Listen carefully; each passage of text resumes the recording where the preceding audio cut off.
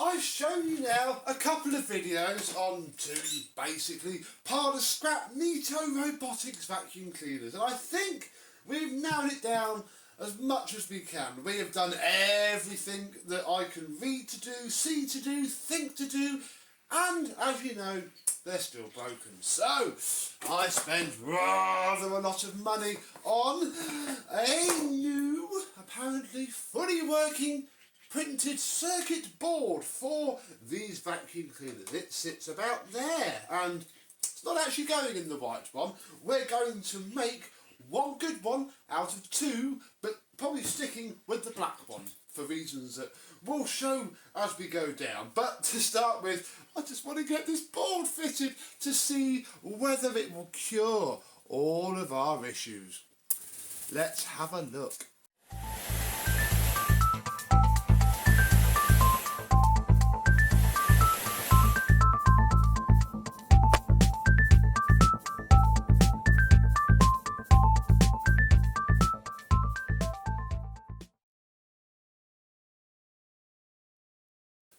Yes, hello my vacuum cleaner chums, how are you today? Yes, this white one is not going to be what we're going to build into because it needs brushes, it's pretty battered about, and it's just needs a bit too much work really. I mean, yeah, we'd have to then buy everything else with it, whereas this black one here comes in a nice complete box and has a much better brush roll and brushes and basically everything else. Plus it's a bit newer. This one is a Botvac 80, 85, something like that. This is a Botvac Connected D series. So this one's better anyway, really. And this board will fit any of this shape, style Botvac. Fits a heck of a lot of them.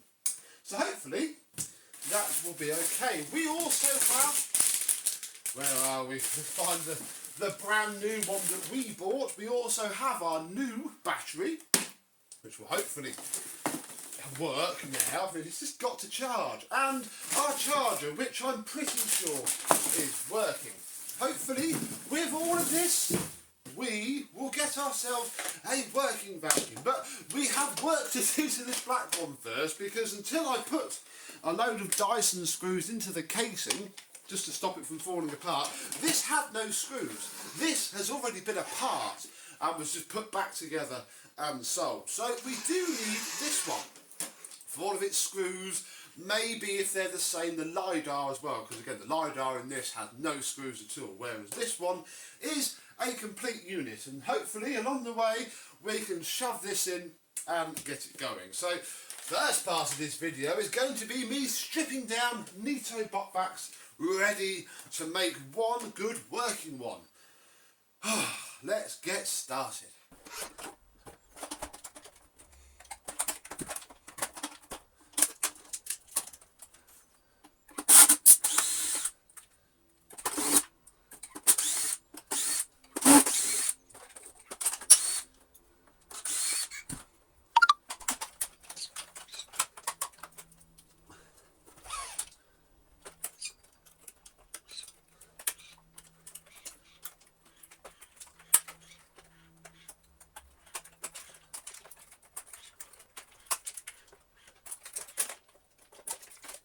Okay, we have both machines stripped down. The black one is awaiting its circuit board.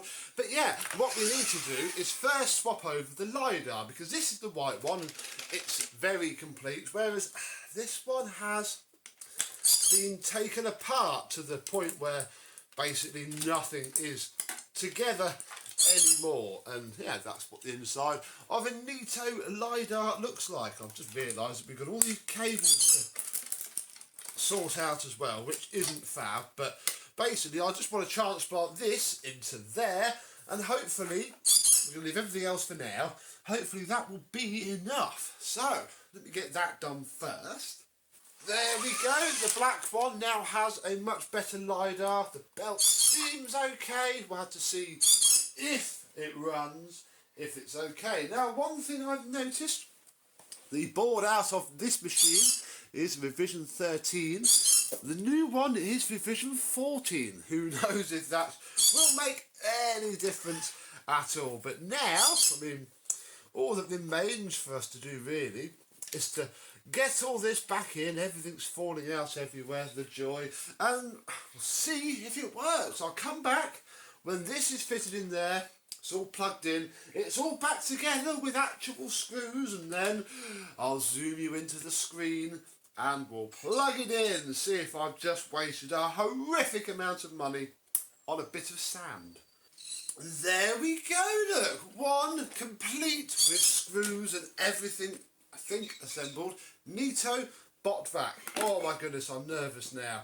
We shall flick the battery switch on. I wonder if it will fire up with this brand new battery that we got in it.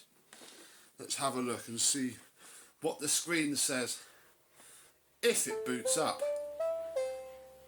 Oh my goodness! Ha! Didn't plug the flipping screen back in. 2 seconds. Oh my, wow, schoolboy error.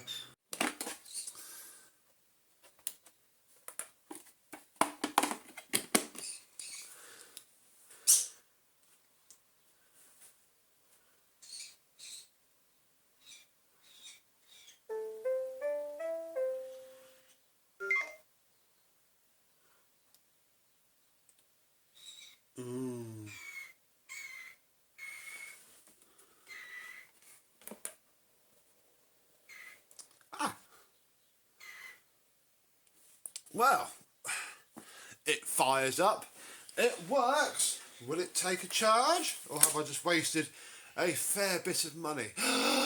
Yes! Look at that, folks. The battery symbol is working. Oh my goodness, right, support. Do this upside down. We need to tell it that there's no, yeah, your brush is not stuck. Oh, your bumper's stuck, yes it is, because it's pushed up against my tripod. New battery, select, thank you. Right, so now it knows that it is dead and that it has a brand new battery fitted, and I'm hoping that now that the battery symbol is working, once I push it onto its charger, it will start to take a charge. Why is it not working anymore? Come on. Snuggle up. Oh dear, maybe I shouldn't have done that. But you worked. Well, it did work. I am now going to leave it to charge for as long as it needs, and we'll see if this works and if we finally get to see one of these do some cleaning at the end of this video. I'll come back when it's charged. Well, it's been another 3 to 4 days of faffing around, waiting for it to charge. Has it worked? Well, I mean, it turns on absolutely fine, as it should. The light goes green, it boots up, but no, it has not taken a charge. Sometimes, the cable out, sometimes the whole thing will recognise that it's being charged and the battery light will start to fill up. Certainly this one pulses, but no! £70 on a known working, apparently, PCB hasn't fixed it. And to be honest, I'm now sick and tired of this whole thing and sort of wish we'd never got started, because it seems that these Neatos, as well as the Roombas, have catastrophic problems with their charging software, and apparently some of it's to do with, I don't know how well I'm going to be able to show you this, chip U4, there, just where my fingernail was. That little bit there is apparently what tells the software the charge level of the machine. And yeah, on this board, which is the one that came out of here, and this board here, which is still in the other machine, look, there it is there, little chippy chip, could be completely broken. I don't know if I want to replace it, because I'd have to buy myself a hot air solder station to do it. I think what we have learned in spending about £100 on all this stuff is that robotic vacuums just aren't quite there yet in terms of a lasting long. I even reached out to Neato, who used to be quite good at the old hobbyist market. You know, you can buy program vacs almost, you know, they don't have any suction motors or anything like that. It's just, you know, you can program them to move around and do robotic things. No, they didn't want to know. They just wanted to send me a link to their Amazon store for me to spend the best part of £800 on a newer one, which is probably going to do exactly the same thing. When these are left, you know, they just go, oh, we're not going to use it anymore, and they just let the battery die, and the problem is it then blows that little chip, which is very common. Look, it's even trying to find its station. It knows, but it's no good you knowing if the whole thing just isn't going to charge. Like I say, it's not filling up now.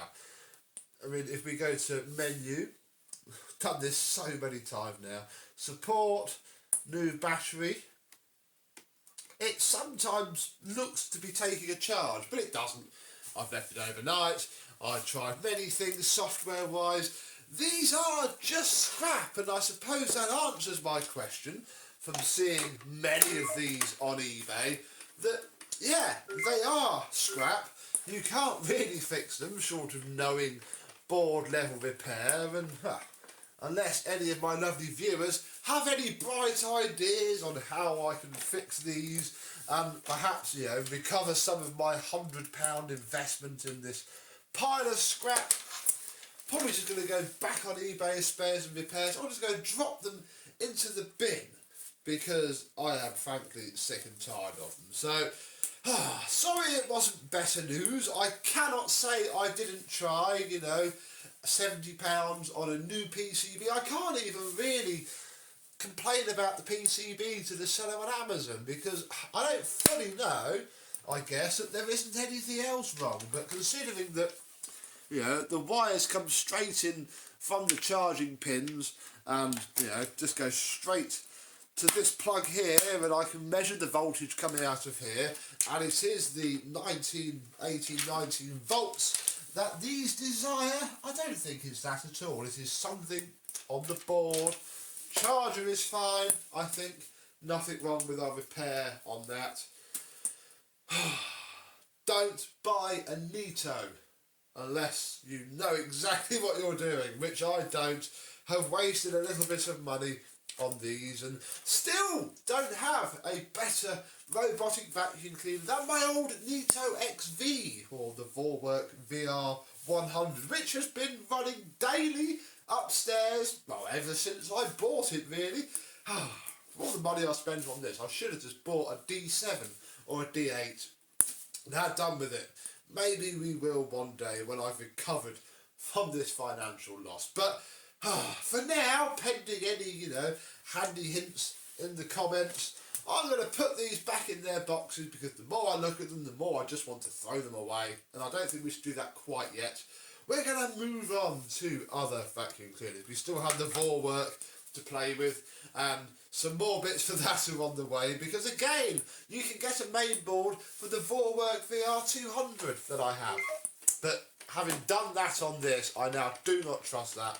I'm not spending, and that's £100 for a known working used board, not the £70 that this cost, which was slightly more palatable, I suppose. Oh, blimey.